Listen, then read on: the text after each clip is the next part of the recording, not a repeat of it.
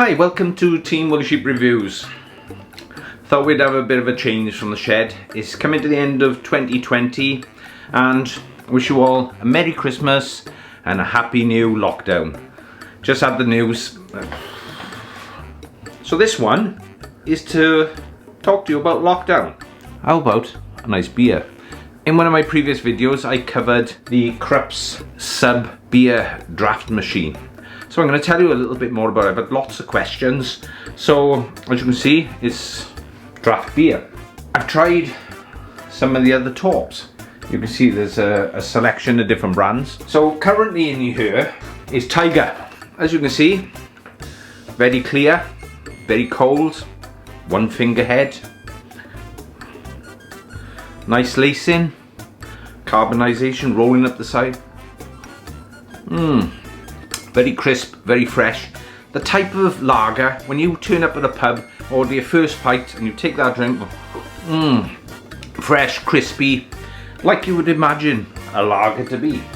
Amstel, are they different? Yes, massively different. This was a richer, creamier flavour. That was Amstel. That was a very nice lager, but it was tasted strong. It was a rich lager flavour. Obviously the Heineken. Now this is not the Heineken that we normally have in the UK. This is the Heineken from the Amsterdam brewery, European version of Heineken. Actually a very nice lager. A lot of people go, no, it is actually very nice. It's nothing like what we get in our pubs in the UK, believe me. This is actually quite a nice lager. Same brewery does the Pelforth. Not dissimilar to the Heineken, bit of a different flavour again. I'm not a connoisseur of beers, so I don't know.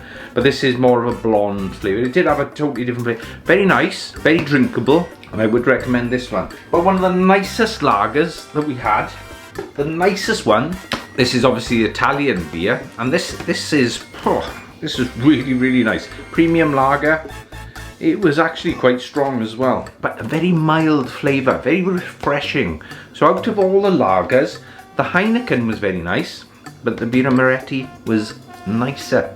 So it was probably one of my favourites. But then, how about an IPA? I first discovered IPA last Christmas, last year. I had a couple of cans for Christmas and I put them in the fridge. And I thought, beer, I'm not a big beer drinker. And then I didn't have anything.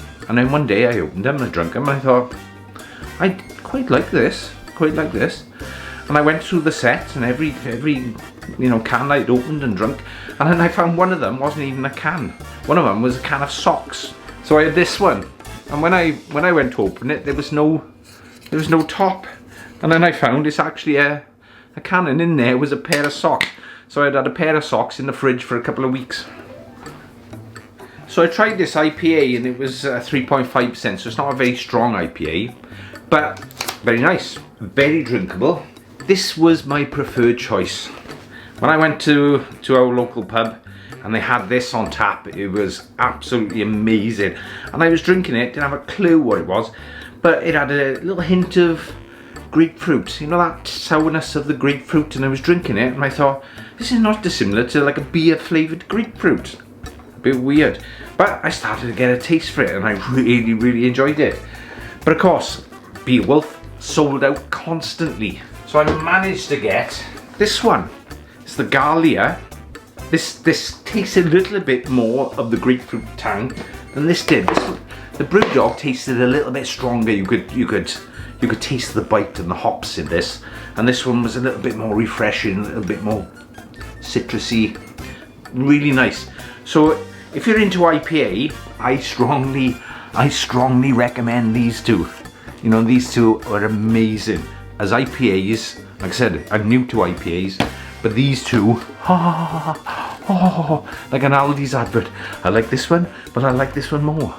But I do like this one. They are absolutely amazing, the pair of them. That's, if I can get this one, I love this one, but I did like this one as well. I'm not sure what the price was of this, I'll have to check.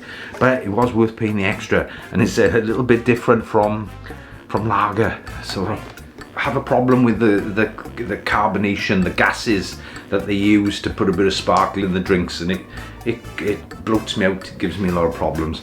So this is compressed air. So it uses compressed air So I haven't got the gas, so I can drink this, no problem at all. Really enjoy it. I'm not a big beer drinker. I'm quite happy with a glass of wine, but this has been different from drinking wine, and it is refreshing, nice. I managed to get this. I've not tried it yet. This is another one. This is a BrewDog Clockwork. It's got Tangerine Session IPA. Ooh, Christmas is going to be fun. I showed a friend this once. Do you want lemon in your drink? Frozen lemon. Oh, have plenty of lemons and limes. Chop them up. Let's switch to my little video. As you can see, we cut in the lemons. Cut the lemons up. Spread them out. Put them on the lids. And actually lay them out. It's important to lay them out so that they're not touching, because when they freeze, if they're touching, you won't get them apart. So if you freeze them all as individual segments, then you can just simply pick up the segments and drop them in your drink, because they will be frozen, and they can be stored in a container. So you can store them in a container like this, and they're all loose, they're not stuck together. If you did that with them fresh, by the time they're frozen, it'd be one block of lemon and you'll never get them apart. So freeze them individually, and then you can put them in a container like this, and whenever you need a slice of lemon in your drink, the virus don't like lemon. A mucus-based virus. Lemon breaks it down, that's why they put lemon in washing up liquid, etc. So apparently, this breaks down the virus. So they say, if you add lemon with warm water and drink it, it will kill the virus that's in your throat. So if you have got COVID, then warm water with slices of lemon will help you. So I just wanted to give you a closer look. I discovered these, and obviously whatever is in there, I've got these badges. Well, I found somebody on the internet that actually makes the badges. So if you've got Punk IPA, you just simply away to go. That's ready to go. And the next, the BrewDog Clockwork. I've got Tiger in there at the moment, so I'll keep the Tiger on there. With my favourite, the Birra Moretti. You can develop your own. Asbo Brewery. So I could put that on there. And they do two different sizes. So you can have the smaller one as well. Now I put the smaller one on the top. But the smaller one was designed so that they can go on the side there. They give you a pack of magnets. And you stick the magnet on there. And then they just stick on. So if you've got the Heineken branded machine, you could just put that on there. And that gives you an idea of what beer, you know, what talk you got in there. So it's just a nice little finish. So, but I did like the fact that I could create my own. So I did. At the moment, Tiger's in there. And of course, it wouldn't be complete without your own personalised bar runner. And these are actually quite nice. It's like, these are proper bar runners. So it's quite rigid without being really heavy. And there's like a felt finish, which will obviously be absorbent. I was able to select John's bar and put that on there. You can customize it to have whatever you want in there. Several designs on the website, but makes a nice finish. So keep an eye out on BeerWulf. So if it's something that interests you to have a draft beer whenever you want to, consider the Krups. It's the Sub. So they do a compact version, which is more or less the same footprint. Doesn't look as cool as the aluminium. Oh, I do like it in aluminium. But that's the Krups Sub. The Heineken one is branded with Heineken, so if you like Heineken, then that's quite nice with all the green flash. So how do they actually work? Is it just flat beer when you pump it out? It's almost like a 2 litre bottle that's been modified. The line that comes with it just pops in, and this is a valve mechanism. So every time you change the top, you change the beer line. Every top comes with a fresh line. But you'll notice there's like a little valve point at the back. And what I found is if I press the valve in at the back, a little compressor kicks in. So, but how is it working? Shall we find out? Oh yeah, let's go in. This connection here, if I blow in there,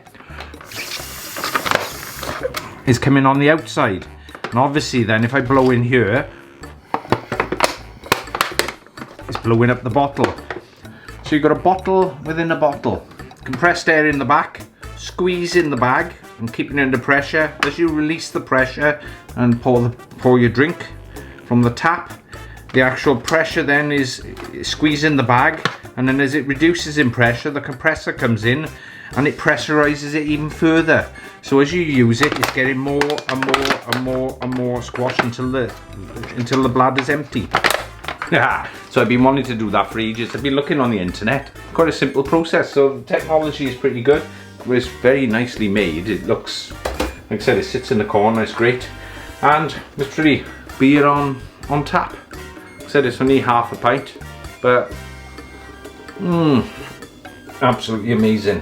They do Desperado. If you like Desperado, that's got like a real sweet flavour. If you've ever had Desperado, slice a lime in the bottle, and you can do the same. You can have a glass of Desperado, put a bit of lime in it, or lemon if you want to, and Desperado, really nice. So anyway, I know lockdown is being challenged. Just bear with it. We're almost through it now. We're almost there. So I'd like to wish you all a very Merry Christmas and a happy new lockdown. Keep safe. Keep away from everybody, be antisocial, drink lots of beer, chill out, relax. We're almost there. So have a nice one, and I'll see you on the other side of the year. Bye.